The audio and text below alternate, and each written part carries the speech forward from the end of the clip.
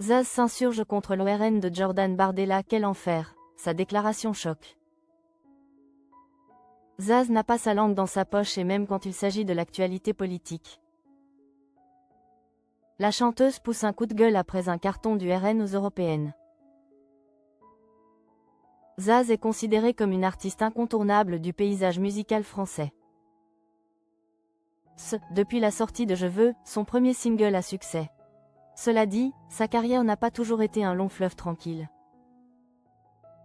Autrefois, la coach de The Voice, humiliée par l'une de ses proches, a en effet dû chanter dans la rue. Je ne sais pas si mon parcours a été facile. Mais j'ai une rage de vivre, j'ai une force de résurrection qui est incroyable. Avant d'être dans la rue, j'ai été intermittente, j'ai fait du bal, j'ai été dans des orchestres, j'ai travaillé un peu partout. Et la rue, un moment, je ne trouvais plus d'endroit et je me suis trouvé un endroit, confiait-elle lors de son dernier passage sur le plateau de C'est à vous. Zaz fait partie de ces artistes qui n'ont pas leur langue dans la poche.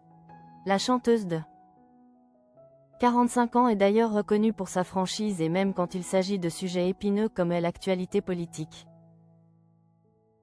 Pour preuve, en juin 2024, après les élections européennes remportées haut la main par le Rassemblement national, de nombreuses personnalités avaient réagi, dont Zaz, choquée par cette percée historique. Du parti d'extrême droite mené par Jordan Bardella, la chanteuse déclarait cash via sa story Instagram. Mais quel enfer! Zaz ajoutait dans la foulée, ok, on veut tous un changement, mais je ne crois pas que ce soit celui dont on rêve. Soyons unis. Une prise de parole qui avait fait couler de l'encre. Outre Zaz, plusieurs personnalités avaient réagi aux résultats de ce scrutin, comme précédemment indiqué. Hugo Manos, chroniqueur télé et ex-compagnon de Laurent Ruquier, déplorait à son tour que l'extrême droite écrase tout. Via son compte Instagram, même son de cloche pour la comédienne Marie-Lou Berry. Via ses réseaux, la femme de 45 ans partageait un cliché de son film Vilaine sur lequel elle joue à la moue pour commenter cette actualité politique. C'est à peu près la tête que je fais actuellement devant les résultats du vote. Écrivait-elle en légende. De son côté, Nicole Ferroni avait glissé un tacle au président Emmanuel Macron, lui reprochant de vouloir dissoudre de l'Assemblée nationale. Bonjour, je suis président. Et j'ai un énorme bidon d'essence. Vous auriez un briquet à me prêter pour le 30 juin, avait-elle lâché sur X.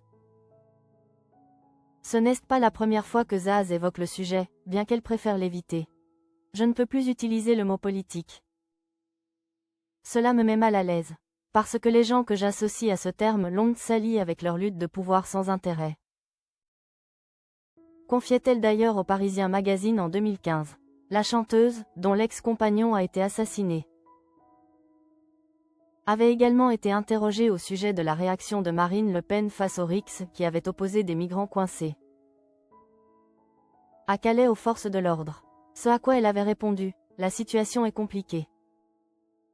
Je comprends que des migrants viennent chez nous chercher ce qu'ils n'ont plus chez eux. La récupération par l'OFN? Je crois que les électeurs expriment un ras-le-bol. Mais qu'ils ne se rendent pas compte de ce que représente ce parti. Pour moi, c'est l'intolérance la plus totale.